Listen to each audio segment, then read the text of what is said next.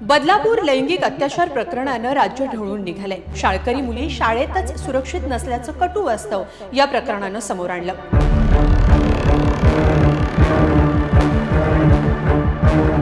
शाळेत जाणारी पाल्य सुरक्षित असतीलच याची शाश्वती नाही का असा प्रश्न या घटनांच्या निमित्तानं उभा राहतोय। याचं आणखी एक कारण आता समोर आलंय। शेजारच्या राज्यातही म्हणजे गुजरातमध्येही असंच काहीसा प्रकरण समोर आलंय, पण दुर्दैवानं यात पीडित मुलीला जीव गमवावा लागलाय। अत्याचाराला विरोध करणाऱ्या लहानगीचा आवाज दाबण्यासाठी नराधमानं तिचा जीव घेतल्याची घटना उघड झाली आहे आणि हे करणारा शाळेचा मुख्याध्यापकच आहे हे विशेष। हा नराधम इतक्यावर थांबला नाही तर पुढे आणखी बनाव रचत पोलिसांपासून वाचण्याचा त्याचा प्रयत्न होता, पण पोलिसांनी त्याला पकडलंच। गुजरातमधल्या या घटनेत नेमकं काय घडलंय, त्या लहानगीचा जीव कसा गेला, जाणून घेऊयात सविस्तर या व्हिडिओतून। नमस्कार, मी स्वाती पाटील। ही बातमी तुम्ही पाहताय lokmat.com वर।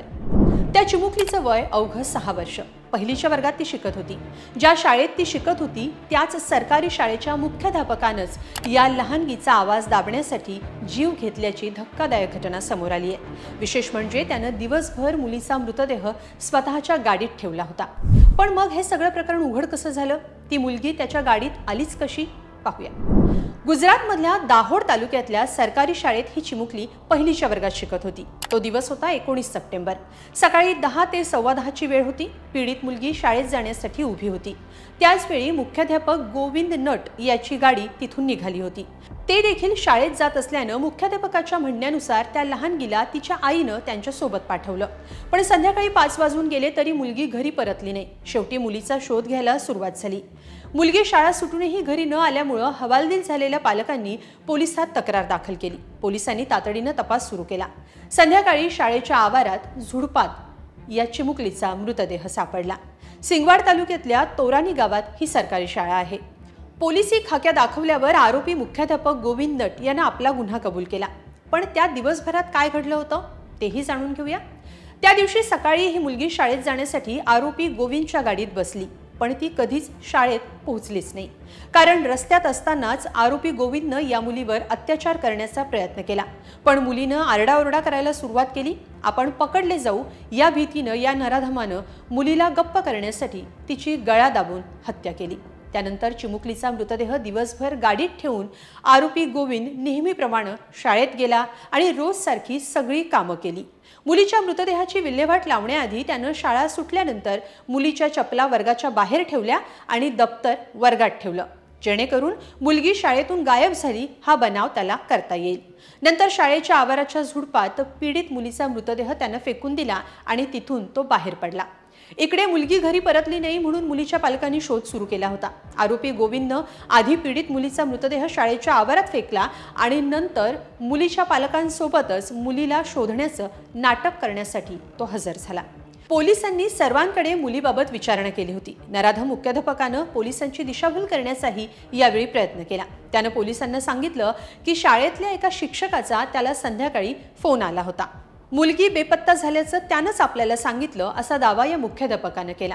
पोलिसांनी दिलेल्या माहितीनुसार आरोपी गोविंद हाच शेवटचा व्यक्ती होता ज्याच्यासोबत पीडित मुलगी गेली होती, पण गोविंद याबाबत जे सांगत होता त्यावर पोलिसांना शंका येत होती। पोलिसांनी जेव्हा मुख्याध्यापक गोविंदचं फोन लोकेशन तपासलं तेव्हा काही गोष्टींचा उलगडा व्हायला मदत झाली।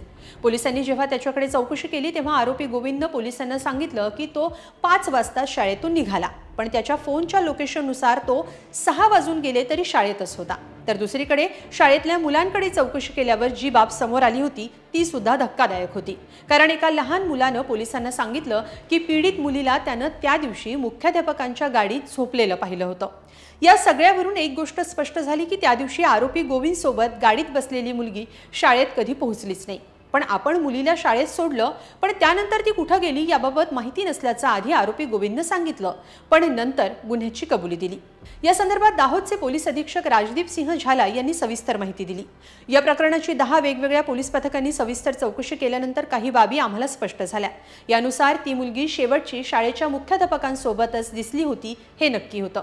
तिच्या आईनं तिला सकाळी 10:20 मुख्याध्यापकांसोबत पाठवलं, पण इतर विद्यार्थी आणि शिक्षकांच्या जबाबानुसार गुरुवारी म्हणजे 19 सप्टेंबरला ती मुलगी शाळेत आलीच नाही असं एसपींनी याबाबत बोलताना सांगितलं। दरम्यान आरोपी मुख्याध्यापकाला त्या दिवशी शाळेत पोहोचायला नेहमीपेक्षा जास्त उशीर लागल्याचं लक्षात आल्यामुळेही पोलिसांचा संशय बळावला। दिवसभर मुलगी शाळेतही नव्हती आणि शाळेच्या मागच्या बाजूला तिचा मृतदेहही दिसला नाही असं शाळेतल्या चौकशीवरून पोलिसांना समजलं। पण एका विद्यार्थ्यानं पोलिसांना सांगितलं की मुलीच्या चपला त्यानं मुख्याध्यापकांच्या कारमध्ये पाहिल्या होत्या। शिवाय आरोपी मुख्याध्यापक त्या दिवशी सगळ्यांच्या नंतर शाळेतून निघाला असंही पोलीस तपासात उघड झालं होतं। एकंदरीत पोलिसांनी आरोपी मुख्याध्यापक गोविंद नटला अखेर बेड्या ठोकल्या। त्याच्यावर भारतीय दंड संहिता आणि पोक्सो अंतर्गत गुन्हा दाखल करण्यात आलाय। तर दुसरीकडे या प्रकरणाला आता राजकीय वळण लागतानाही दिसतंय। याचं कारण गुजरात काँग्रेसनं या प्रकरणी भाजपवर टीकेची झोड उठवली आहे आणि काही गंभीर आरोप केलेत। भाजपच्या राज्यात मुली सुरक्षित नसल्याचा आरोप काँग्रेस प्रवक्ते पार्थिवराज काठवाडिया यांनी केलाय। यावेळी त्यांनी आरोपी मुख्याध्यापक आणि भाजपच्या नेत्यांवर गंभीर आरोप केलेत। द हिंदूने दिलेल्या वृत्तानुसार भाजपचे राज्यमंत्री अर्जुन सिंह चौहान यांच्यासोबत राष्ट्रीय स्वयंसेवक संघाच्या एका कार्यक्रमात आरोपी मुख्याध्यापक दिसत असल्याचे फोटोग्राफ काँग्रेसनं समोर आणलेत। गुजरात काँग्रेसचे प्रवक्ते पार्थिवराज काठवाडिया यांनी म्हटलंय की आरोपी मुख्याध्यापक हा राजकारण्यांशी संबंध ठेवून आहे। संघाच्या कार्यक्रमात तो भाजपच्या नेत्यांसोबत दिसत असल्याचे फोटो सोशल मीडियावर उपलब्ध असल्याचंही त्यांनी सांगितलं। तर भाजपनेही याबाबत सरकारची बाजू मांडली आहे। द हिंदूने दिलेल्या वृत्तानुसार गुजरातचे शिक्षण मंत्री कुबेर दिंडोर यांनी काय माहिती दिली आहे तेही पाहूया। ते म्हणाले, आम्ही या घटनेबाबत पोलिसांसोबत काम करतोय। मुख्याध्यापकानं मुलीसोबत केलेलं कृत्य लाजिरवाणं आहे। पोलिसांनी नराधम मुख्याध्यापकाला 24 तासात बेड्या ठोकल्या हे पोलिसांचं मोठं यश आहे। आम्ही मुख्याध्यापक गोविंद नटला निलंबित केलंय।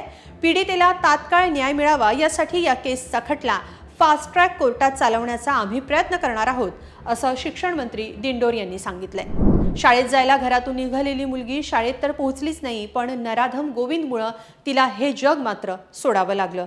ही बाब क्लेशदायक आहे। आता आरोपीला पोलिसांनी अटक केली आहे। आरोपी गोविंद नटवर काय कारवाई होते हे पाहणं महत्त्वाचं असेल। पण शाळेत जाणारी इवलीशी पावलं भीतीच्या दडपणाखाली वावरताना दिसणं हे समाज म्हणून आपलं अपयश आहे का असा प्रश्न उभा राहतो। कायदा आणि सुव्यवस्थेचा बोजवारा का उडतोय? कायद्याचा धाक का संपतोय? शाळा असो की कामाचं ठिकाण कधीही कुठेही महिला मुलींसाठी सुरक्षितता राहणार नाही का? असे अनेक प्रश्न या घटनांच्या निमित्तानं उभे राहतात। तुम्हाला असे प्रश्न पडतात का आणि त्याची उत्तरं दिसतात का? कमेंटमध्ये नक्की लिहा। धन्यवाद।